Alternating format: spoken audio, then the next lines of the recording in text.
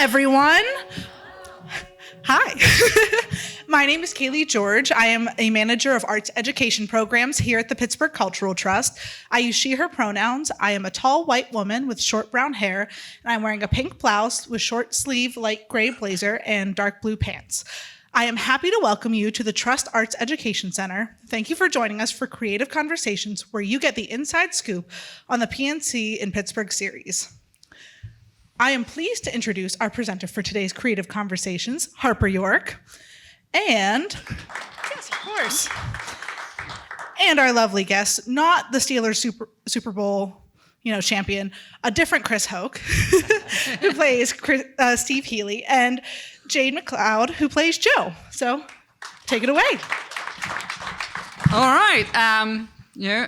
To give a bit of a description about myself, I am Harper York. I am a local Pittsburgh-based theater professional. Kind of do every bit of that, acting, directing, designing, costuming. If it has been done in theater, I've probably done it, which is kind of how you make a career out of it. I am a nearly 6 foot tall white woman, originally from England. Right now, about 6'3", because I've got these great boots on that give me 3 inches more. My hair is currently purple and of an extremely cool short cut, if I do say so myself. Maroon blazer, black pants, and those aforementioned boots. My pronouns are she, her. I am a very out and proud trans woman. And I have a wife and 2 lovely dogs, Ripley and Poe. Let's pass it over to Jade McLeod. Hi, my name is Jade McLeod. I use they, them pronouns. I am a 5'4" white non-binary person with long red curly hair. I'm wearing a leather jacket and blue denim jeans and platform Doc Martens because that was the vibe today. And I play Joe Taylor in Jagged Little Pill. And I'm from Toronto. I'm from Toronto, Ontario, Canada. Toronto, Canada. And when are platform Doc Martens not the vibe? Right? Right. Chris Hoch. Hi, I'm Chris Hoch. My pronouns are he, him. I play Steve Healy. I'm a 6'2". I have brown hair. It's receding a little bit. I'm working on that. I have a white. I'm sorry, no, a bluish, light blue. We'd call this light blue polo shirt. I might call it a heathered light blue, but sure. Heathered light blue. I don't think I've ever heard that. Heathered? Right. Is it color? Heathered. Heathered? Means it's like light, mottled gray, blue. Oh, I'm gonna start saying that now. It's a heathered. Yeah, it's a heathered blue. It's these are black jeans, and I have black boots because it's raining. It is raining. Yes. I'm from Chicago, but I actually went to school in Pittsburgh, and so I know Pittsburgh pretty well. Yeah. All right. Welcome, both of you. And welcome to everyone here in the audience. Thank you for coming out and joining us for this chat. Just to get things started, this show is on tour, been on tour for a while now. How's life on the road? Do you get to go out and see Pittsburgh very much? Do you get to see the cities you're in? Or do you mostly just work? It's challenging for sure. This show is, it's 2.5, I think, hours long. And it's intense. It's a lot. People that are about to see it, you're in for a ride. Mm-hmm. So as much as we do try, I know I try and get out at least once a week to I take myself on an excursion wherever we are. Sometimes that's just walking to Trader Joe's. But for the most part, yeah, it takes a toll. And so, we spend a lot of time, I think, resting and treating our bodies well and trying to just do the best possible show that we can for all of you. I'm a little older than the youngins in the company, so I get you definitely could see the cities, but I pretty rarely do. Just because it's these eight shows of the show is it's tough, and you really exhausted by the end, and so I try to pace myself. Yeah, nope, that's absolutely fair. I've been an on-tour actor in the past, and it's one of the things that people perhaps don't know about being on tour. It is a long, grueling job. And yes, you get to go out there each night and you get to put everything you have into it, and you're left exhausted. So the next day is basically recovery. I suppose if you haven't gotten out to see much of the city then, Chris, you might not have much of an answer to this, but how has Pittsburgh changed since you graduated from CMU in 1998? Wow. Yeah, I mean, I was here over the summer and I didn't see much of it because I was doing something at CLO and I didn't see much of it either because I was exhausted then too. I mean, I've always loved Pittsburgh. I mean, the downtown area it's pretty much the same. I mean, maybe a couple things have closed down due to the pandemic, and Sure. it seems like we're still trying to get back from that a little bit. But the Benedum is lovely as always, and it's just a great town. I mean, I remember when. I remember just how shocked I was when I got here to college that it was such a great town for the arts, and you have the Pittsburgh Public, and at that time we had the City Theater is still here, right? Yeah. And it was those were just two great theaters, and CLO too, and I was always very pleasantly surprised at how great the arts are here. No, Pittsburgh's a wonderful town for the arts, and it's actually one of the things that drew me to move to Pittsburgh. I felt like there was a lot of art being made here and a lot of artistic people, and also one of the things that is some folk don't know, that there's actually an enormous, vibrant queer community in Pittsburgh. There are loads of places and culture here that is just very strong. And when I first came to Pittsburgh, I thought, I'll be there a few years. And in 2 years, I completely had a queer family that was anchored me here and made me want to stay. On the topic of queer relationships and queer friends and queer storytelling, if you don't know this about the show, you will know very soon that it is very much in the forefront of the story of Jagged Little Pill. How important do you find it to be telling queer stories in America today and in the world? It's really freaking cool to get to do that. I mean, like, as far as I've gone in my career, I think I've had to. I always say I've had to like fem myself up in order to make a career out of this. And when I walked into the audition room for Jagged Little Pill, it was the first time, that I had been auditioning in a room full of trans people, and I was like, oh, this feels awesome. I just get to bring my whole self to this audition room with no holds barred. Like, oh God. And it was maybe the best audition I've ever done in my life, because here we are, somehow. And now to get on that stage and tell that story, and wave this figurative flag up there it's daunting for sure. It's, as we take this show across the states, there's both these wonderful queer people that I have met that have come to the stage door and are like, thank you for helping me feel seen in this big way. And there's also people that I am maybe the first non-binary person that they've knowingly seen in their life. And they come to this show, and by the end of it, they've laughed with me, if I've done my job right. They've laughed with me and cried with me and rooted for me. And that is so cool. To have that privilege of doing that and being that person is scary, but boy, life-changing. Yeah, absolutely. And as the father figure in the show, Chris, how does it, how do you bring something to that as well? Well, I'm not a father, so I can't help there. It's father figure in the show. Right. Let's see. How do I? Well, maybe just because all these kids are running around theater, and I'm much older than all of them, and I'm like, damn, these kids are young. So that's probably the amount that I bring to it. No, but that is interesting. Like when you kind of wake up and you're like, oh wow, I'm the old person in the show, and it's interesting. I think the show is kind of much like that things much like life now. That I think the character that I play is kind of,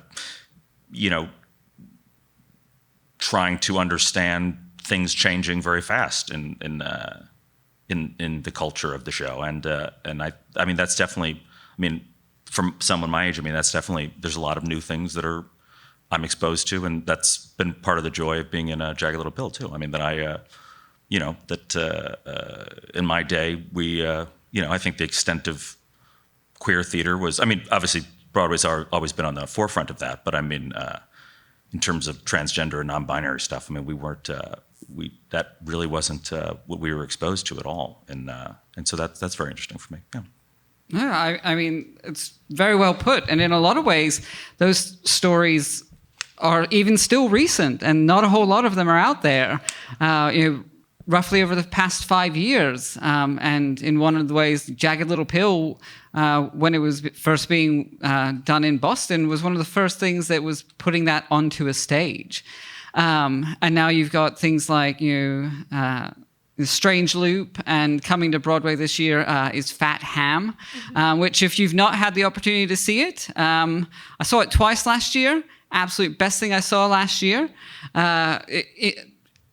Incredible and life-changing and touching, and it will make you cry and laugh and root and stand up and clap your hands at the end. So if you get the opportunity to go to New York and see it, go see Fat Ham. And no, I'm not paid by the public in New York whatsoever. It's just that good. But these are queer stories, but they're also stories about life and the things that are universal, things that Jagged Little Pill also touches on, being opioid addiction. One of the lines in the show that I think is most powerful and almost deadpan and gut punch is the line about, what do you think a drug addict looks like? Right? It's because that affects everyone of every economic, gender, any status whatsoever. That is something that is plaguing the world today. And the way that this show handles that and sort of puts that into who you might think of as an every woman avatar and see her struggle with it is incredible.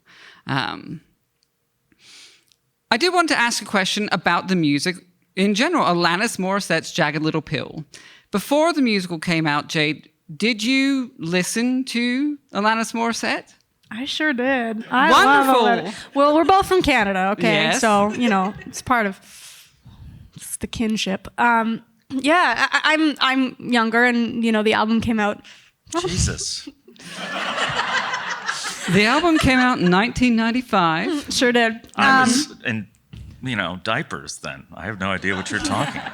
Chris was in college. But I don't know. I've always had this kind of rock and punk tonality to my life and voice, and she was a big influence on that. I love her style. I love that kind of yodel that she incorporates, and you'll hear a lot of it tonight, I'm sure. No, I mean, it's one of the things that is great about this show is it takes this album, which is absolutely an icon of the 90s, and is introducing it to an entire new generation, some of which may know that music, some of which it's the first time they're hearing it. And yet it is hyper relevant and touches people to their soul. And I saw an interview, Chris, that you had done about reading, you had chats about albums that might be able to be turned into a thing. Yeah. No, I remember because when we were at Carnegie, we, a bunch of musical theater nerds all get together, and there was, we were really getting into concept albums that they're called, is where the kind of the album comes first and then it's made into a musical. Like Jesus Christ Superstar was that, and Evita was that, and Tommy was that. And I'm not really into, pop music or whatever, but I definitely knew You Ought to Know, because that was very popular, which Jade does fantastically. You're in for a real treat. But I just remember when as someone was playing it, and I was like, "This is a total concept album, guys! This is this should be a musical." 'Cause, I mean, obviously at the time, I was thinking it would be just a thing, kind of a biographical thing. But and that's not what the show is. But she just has. I think Alanis just has a real. I think she has a real good sense of character in her songs. Mm-hmm. I mean, I'm old enough to remember when I was growing up, she was on a Canadian, I think it was a Canadian TV show, right? You can't do that on television. And that's so I used to watch, when I would come home from school, and I remember when Sam was like, "Yeah, this Alanis Morissette is doing this thing." I was like, "The one from TV?" And it was like, "No, she's like a big rock star now, Chris." And I was like, she's the one you can't have on television." But I think she knows acting, and she knows, and I think she knows dramatic storytelling, and you could tell that even before we got a hold of it in this show, and you could definitely tell that from the album, and just the way the album's structured. Like I remember, when I heard the hidden track on the album, and I went bananas because it was like, oh, this is what's underlying this entire, all of the, kind of rage of the album, and I just really fell in love with it. So yeah, there was like one of the few rock albums I used to always listen to. It was like, Tom Waits and Alanis Morissette and, Lionel Richie. And Quite a combo. Yes, right. yes. Tom Waits, Yes. Alanis Morissette, and Lionel Richie. Yeah. I mostly like listen to like NPR, but but I always had some staples. It's all right. You've revealed something about yourself tonight, Exactly. and that's what it's about: being Yes. vulnerable and revealing things. Speaking of, you ought to know, and as Chris mentioned, that Jade performs "You Ought to Know" in the show, and if you're seeing it tonight, you will be blown away. How is that feel for you? This again, cultural iconic moment. You get to go out there and perform this, and for me, I saw this show last night, and well handled on the technical difficulty, by the by. Always, I've experienced some of those myself, and it's always just like, and now we have to just get up and do it again. But Live theater. it is live theater. Anything can go wrong. And it will. Oh, yes. On a long enough timeline, everything you can imagine will go wrong. But when you begin that song, you stand rooted, stock still for nearly the first half of that song. Is that it is so powerful and in that moment unexpected. How was that for you? It's really cool. It's our brilliant director, Diane Paulus, has I think probably going into it, she knew that song would be a moment for a lot of people because it's such an iconic anthem. So to incorporate a really good build, I think was probably important to her. But from a character standpoint, Joe is, goes through the whole show like loose and very grounded and into the earth and the events. I don't want to spoil anything, but the events that lead to that moment, it's hurtful, obviously. So to see this person, lose all of that, lose all of this kind of casual bravado that they have, and they're so still and so in pain it's, I think, the only place that song can start. Because when Alanis does when she does that, I don't know if you guys have watched a video of her doing that, but she's she has this claw hand and she's running around the stage, and it is so visceral, and it's that to get to find where that comes from and have that moment of stillness to find it is really important and really cool. Wonderful. I think the other thing that made it so very powerful is there is a lot of just gorgeous movement work in this show, and cheers to the choreographer, the director, and everyone for using that. Not absolutely certain, but I think it's the personification of the addiction is Dancing with Mary Jane is just absolutely gorgeous. And so you have these moments of pain where it's still this swirl of motion going on. And that one, it is not. It is an absolute stock still stage. Everything is there, and you just destroy me. So well done. That's kind. Thank you. It's fun. It's fun to destroy people. So anyone that knows me well knows that when it comes to giving praise, I am not kind. And so, yes, quite well deserved. Thank you. For jumping over to a bit of the other thing, the sort of the way that the show wraps up is really coming back and dealing with, Mary Jane's addiction. How does that feel? Sort of like it comes right on the heels of that. Does it feel like, there's a moment there, and this for both of you, where you feel like you have to get something back after that? Or does it feel like the natural progression, one thing to the next? I think, probably our two strongest numbers are back-to-back, kind of. I would say that You Ought to Know and then Uninvited. And Uninvited deals more with the addiction. And so I think I think those work well in there. But they work well in two totally different ways. Like, I think you're right that You Ought to Know is kind of very still, and then Uninvited is much more, kind of flowing and motion filled. And so no, I don't think I think we can get back to that story pretty quick. I think because we've got that great number. Yeah.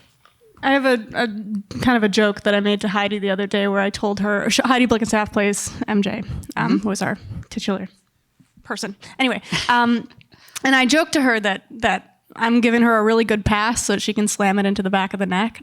Like, that's kind of, not to go sports in a theater room, I'm so sorry, but it's true. It the way this show is crafted, it really, I'm giving that lobby so she can nail it, and she does every night. And you get ready.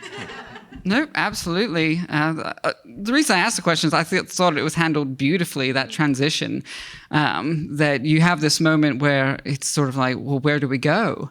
And then it felt very natural. Like, this is where this story is flowing to the next point. Dogs. I hear you have a dog named Banksy. I do. Yeah? I do have a dog named Banksy. And yes. what type of dog is Banksy? Banksy is a mutt. He's a total mutt. He's like a border collie mix that I got from a humane society out in Calgary, Alberta. Really? Hello. Give it up for Calgary. I love Calgary. I've been there so much. We love Calgary. Anyway, yes, and he's very sweet. He's not with me right now, but he will be joining me again as a tour dog in February. You get to have a tour dog? Tour dog. That's tour fantastic. Dog. I know. Yeah. Any pets for you, Chris? I do. Yeah, my dog is named Toby, and he's a puggle, and he's on the tour with me now. Yeah.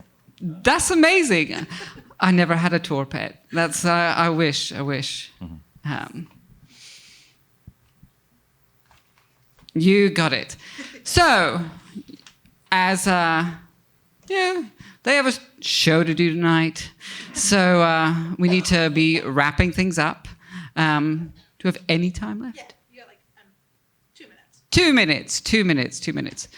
All right, let's lob it over to you. 2 minutes. Anything you want to ask me? Anything you want to share about your experience? Anything you're looking forward to tonight? Does anyone have? I mean, I think we've monopolized the time. If anyone has a quick question. Yeah, does anyone in the audience have a question? Okay, well that's good. Excellent. Right over here. Yes. Real quick, if you could. Yeah. They're great. So our dogs come with us. We have a great company management team that loves to keep their actors happy. And dogs are a big part of that. So we figure it out. They, sometimes I'll stay in like an Airbnb if the hotel isn't as accommodating. But yeah, there's lots of ways. There's always a way. Yeah. Any other questions?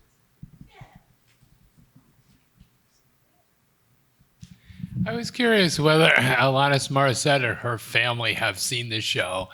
And, for many of us, we remember distinctly when her music came on, and it was just so much different than what anyone else had ever recorded. Mm-hmm.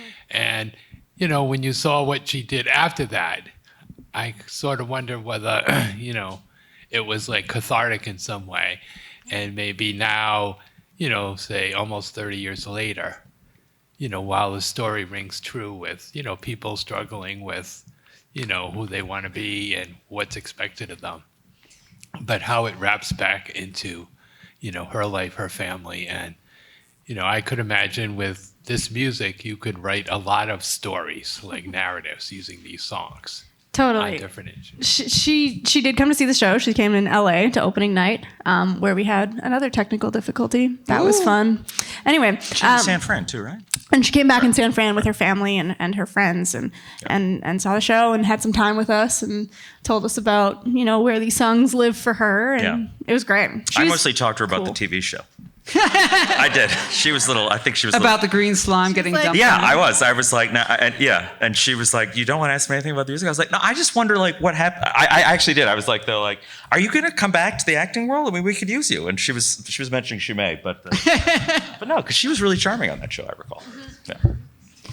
All right. Well, thank you so much, Jay McLeod, Chris Hoch. Thank you for being brave and telling stories. Thank you for being vulnerable and sharing yourselves with us each night. Thank you for everything that you do. Thank you. Thanks a Thank lot. you, Harper.